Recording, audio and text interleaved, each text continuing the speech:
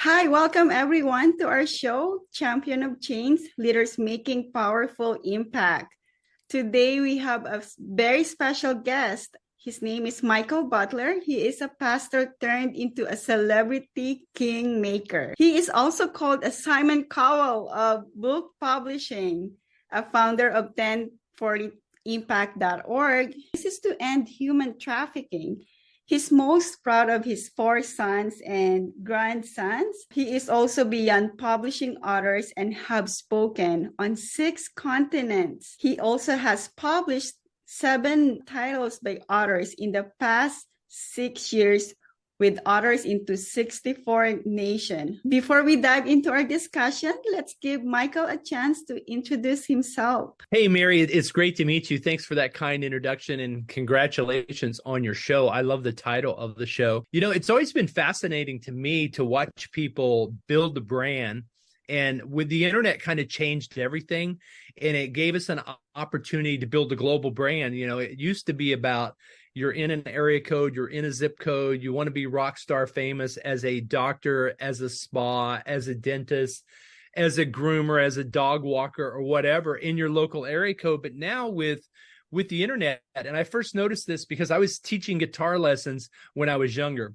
And all 4 of my sons play guitar. In fact, some of them have gone on to give guitar lessons. And, you know, when you're giving guitar lessons, you're basically charging $20 to $50 an hour. Mm-hmm. But with the internet, you can teach 10,000 people at once how to play the guitar. And so it opens up a whole new world, a whole new revenue stream. And, you know, 85% of Americans want to write a book, but only 15% ever do. Mm-hmm. And most people want to write a book for credibility purposes. You know, they're in business, they're a speaker, they're a coach like you. And congratulations, by the way, on Powerful Female Immigrants and being included in volume 3. Your story is just tremendous. And, you know, you're part of that book, which is a chapter. And so there's credibility. You're now an Amazon bestselling author. You know, your story's going out. People are hearing about you and you meeting all these friends. And so most people will write a book to get more clients, mm-hmm. to get more media interviews, to go on podcast interviews like this, and to actually get on more stages and talk more about their primary business, be it mortgage, insurance, relationships, money, or whatever it is. They want their book to get them in front of more people. And so that's the number one reason people write a book, is for credibility. But another great reason to write a book is because you can actually build a coaching program or a mastermind and a community on the back end of your book. And so that's really the beautiful thing. I mean, think about it. You sell a book for $25 and that's great, right? Mm-hmm. This is my new book idea to bestseller in 30 days, you know, after helping hundreds and hundreds of authors around the world publish their book, helping thousands of authors write their first best-selling book. I said, you know, I'm going to take everything that I've been teaching for the last 15 years, that I've been doing for the last 6 years, and put it into this book with just a simple checklist of how you can literally launch a best-selling book in 30 days. And it's been so much fun that during the pandemic, when people couldn't get out, people couldn't travel, not only did readership triple and skyrocket, but authorship grew. I mean, we had hundreds of authors come through the course that I used to teach how to write a book in 60 days. Mm-hmm. And then it went from how to write a book in 60 days to how to write a book in 8 hours. And now anytime I speak on how to write a book in 1 hour. For the sake of this podcast, I'm going to say how to write a book in 20 minutes. Because it's really easy to write a book. And most people make it hard. The first key to writing a best-selling book is deciding you're going to do it. Yes, I totally agree with that. And you go put it on social media and say, hey, within 30 days from now, I'm launching a book. Even if you don't know the title of the book, that's okay. I'm going to give your people that stick around to the end, your listeners, I'm going to give you access to a free course that's going to help you write your book in 1 hour. And so the reason I can help you write a book in 20 minutes a day is decide you're going to do it. Yes. So I got to tell you, Mary, I was 39 and a half years old, and I was looking at some of my bucket list items. I had just moved into a new house. And I realized that I said I'm going to run a marathon by 40. And I'm like, oh my gosh, I haven't ran in years. Put on my tennis shoes. I go outside and run that day. And I made it a block and a half is as far as I went. I was out of breath. That's the start. Yes. I'm going to try it tomorrow. So I go out the next day and I run a block and a half and 2 mailboxes and I'm breathing for air. I'm about to die. You're And I looking rested, realized though. I'm going to have to get some help. Yes. I'm going to have to get some help if I want to run this marathon. I posted on Facebook 2 days before, hey, by my 40th birthday, I'm going to run a marathon. Because normally, if you're as out of shape as I was then, and I was way overweight, you need a full year to train for a marathon. Mm-hmm. And it was 6 months from the marathon. I was going to run Route 66 marathon in Tulsa. So I go to Google and I bought some running shoes and I joined a running club. And 6 months later, I crossed the finish line, and all four of my sons got out from my kids were 14, 12, 10, and 8 at the moment. I got 4 sons, and they all got out of the spectator area and ran the last 3 miles and crossed the finish line with me. You can do anything you want in life if you hold yourself accountable and get a team of people around you to help you. I totally agree. Oh, Michael, only for like few minutes that you're talking, so much value in there, so many things to learn. One thing that I've been telling my friends, once they found out that I created the book, I have 100 reasons not to do it, but I only have one reason, because I want to tell my story. And if there's one person listening and learn something from it, it's totally worth it. And you are totally correct. It is about taking actions, because each and every one of us have that dream of creating that story, making that impact. It's really about just doing it. And it's amazing how much you can do once you make that decision, that no matter what, you're just going to go for it and head on, you start writing, because it is your story and it happens to you. And just like what you said, you start to teach about people and how to create a book in an hour. And it's because this is your story. It's something that already happened to you. And through that learning, there's so many things that you can give to other people. So Michael, my question is it really true that you can write a book in an hour? Tell us more about that. Well, before I get into that, I want to compliment your chapter, because your chapter is Fight, Fly, and Freedom. And if you haven't read Mary Cardena's chapter in here, it's just amazing, because I would venture to say, had you not fought and flown, you never would have found freedom, right? And so your journey, that's your progression. And so that was your first chapter. And now it's basically a book. Your chapter is outlined just like a book. So I was a pastor for 15 years, and I gave 3,000 paid speaking gigs, not only in the faith community of churches, but also in the business world and in the startup world and in the nonprofit world. And my favorite is hosting your own events, speaking at your own conferences. So and then I've trained speakers for a lot of years on how to become a professional speaker. In fact, what I published during the pandemic was Finding the Speaker's Edge, turning your part-time passion into your full-time speaking career, speaking on stage and speaking online. Oh, wow. And I say all that to tell you why I'm answering this question. How can you write a book in an hour? Number one, decide I want to do it. Number two, decide who's going to help you do it. Yes. And then number three is go public with it. Just like if you say, I'm going to lose 10 pounds in the next 3 months, and then your friends and family are going to hold you accountable, and you'll be willing to lose sleep. So last night I had to get 4 miles in. And before I went to bed, I was at 2.7 miles. I had to get off the couch at 8 o'clock, turn off the TV, and go get my last 1.3 miles in, because you're committed to do it. Yes. And so I literally teach you how to write a chapter in 20 minutes. Where most people fail, Mary, is they're too general. They don't have a strong passion on their why and what they want the book to do for them. If you're really strong on what you want the book to do for you, it's easy to write it in 30 days. And I'll give you an example. So I live in San Antonio, Texas. And this spring I planted a lemon tree. So 2 years from now, when I sell the house, somebody's going to have another year from now. It takes about 3 years. They're going to have delicious, luscious yellow lemons. I planted that tree in the backyard next to my garden. And I have a garden, and I grew up on a garden. I grew up on a farm in Oklahoma. And the thing, a lot of people, everybody loves the fresh fruits and vegetables, right? From the farmer's market. But most people don't realize the work that goes into that. I can remember as children, my dad taking us in the pickup truck to go shovel horse manure. And I'm thinking, I just want strawberries and watermelon. Why are we shoveling horse manure? Well, you have to move a lot of horse manure, and you have to get under the ground. And most people stay stuck in their story because they don't know the purpose of their book.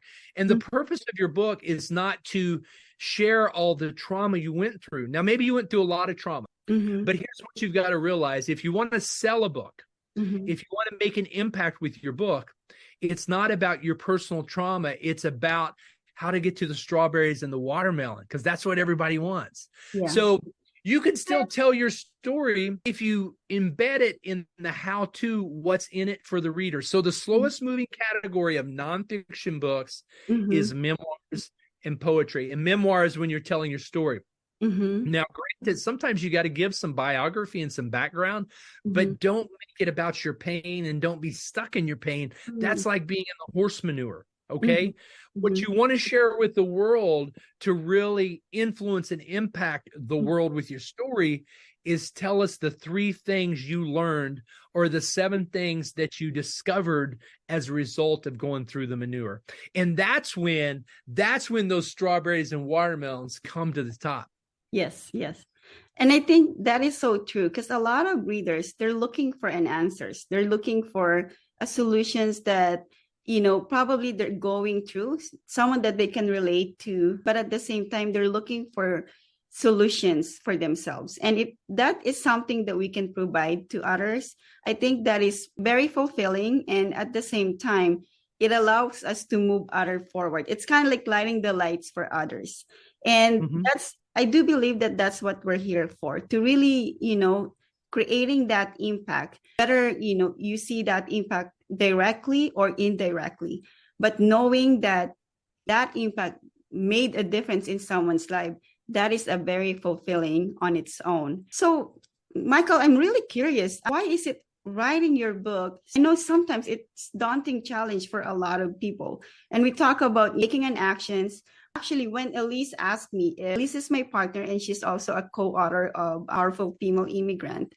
When she asked me about it, and I told this to my viewers, if they asked me, 2 years ago, I would have said no. Because I'd been there where, I do think that my story doesn't have to be told to anybody or no one would be interested.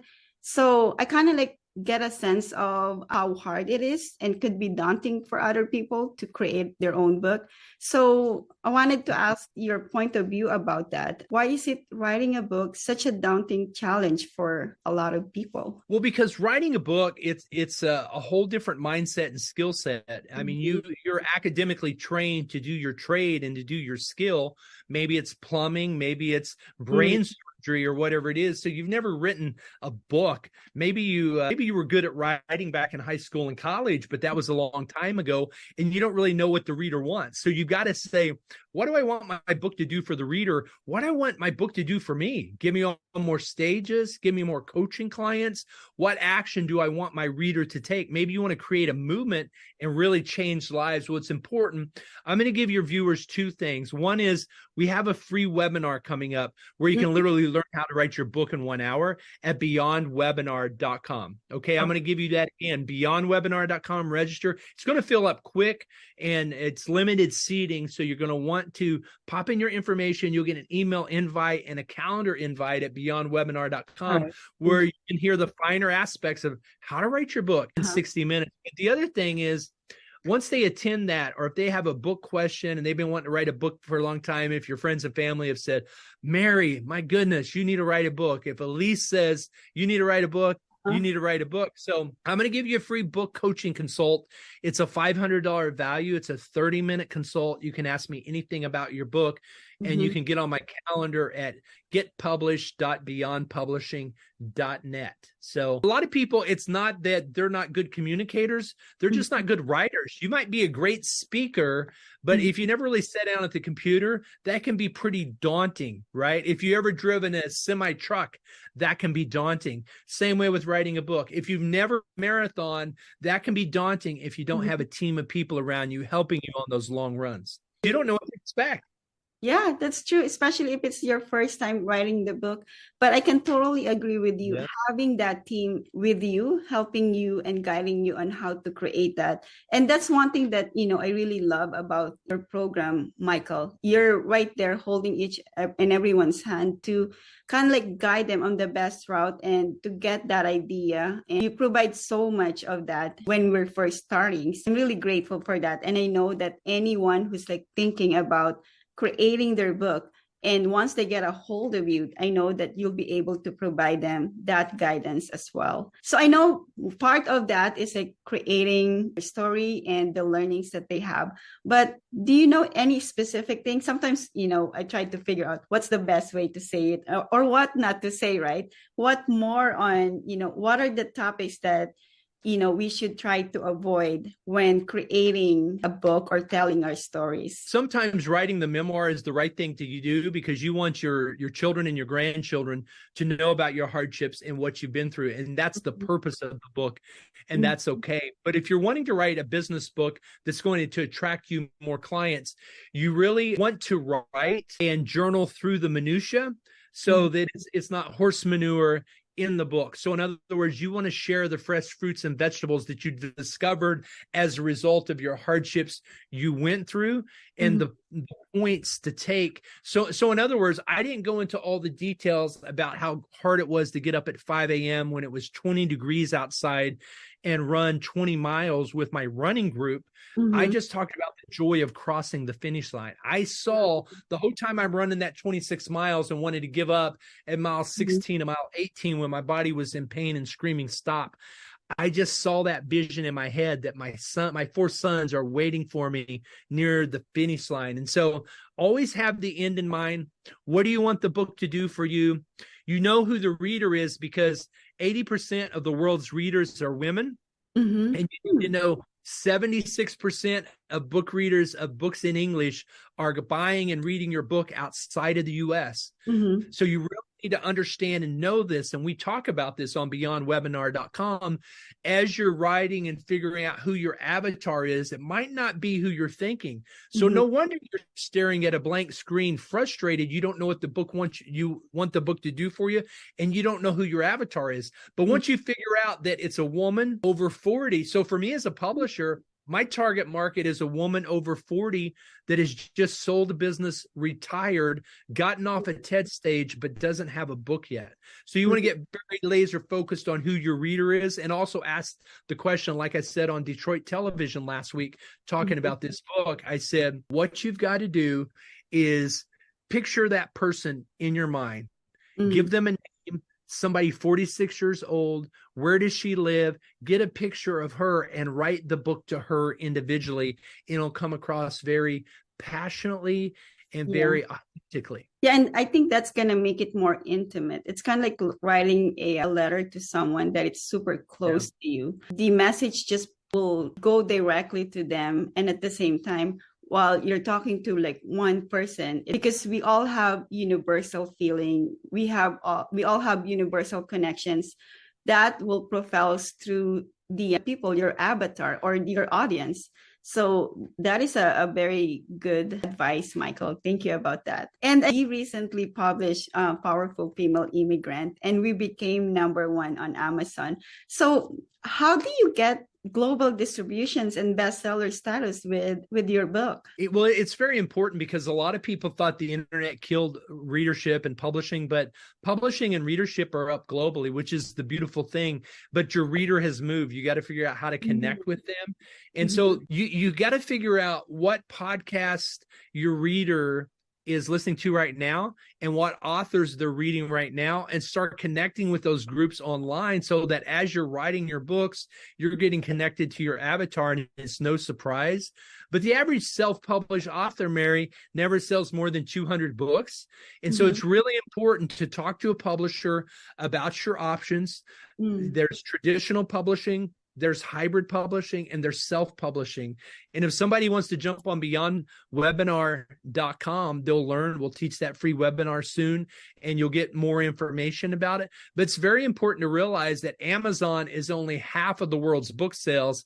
And particularly when you get outside the U.S., there's so many other websites that we're going to put you up on hundreds of websites that, just like Powerful Female Immigrants, it's on Walmart.com, Target.com, Chapters up in Canada, Barnes & Noble, BooksAMillion.com, everywhere books are sold. And that's very important if you're speaking on a webinar or a podcast or Zoom, that people in other countries can buy your book easily. And so we do talk a lot about that, and we'll give more information when they jump on the webinar. That's really powerful in a way, because you're kind of like creating something, and then all of a sudden there's like this massive action behind you that it's like working for you. That is really exciting, and it feels like you're reaching globally, and there's so much more that goes beyond it, like a lot of hard work beyond it. So I'm really glad that there's people out there, or there's an establishment out there that makes it easy for any new authors to be able to not just publish, but make that book a very successful one because of all the previous work that have done for them, right? So yeah, it's kind of like the other day when we launched Powerful Female Immigrants and had the recap on StreamYard. Mm-hmm. We had 15 different countries watching, you know. I mean, they were all tuning in and watching and buying the book. So that was exciting. It's amazing how we're all connected, regardless of your location. We're all connected in some point. Oh, thank you, Michael. I really enjoyed these conversations, and there's so much great information that you have provided for us. What's the best way to get a hold of you? I know you mentioned about your website, get in on your calendar, and at the end of this show, we'll add it on the description. But what's the best way to get a hold of you, Michael?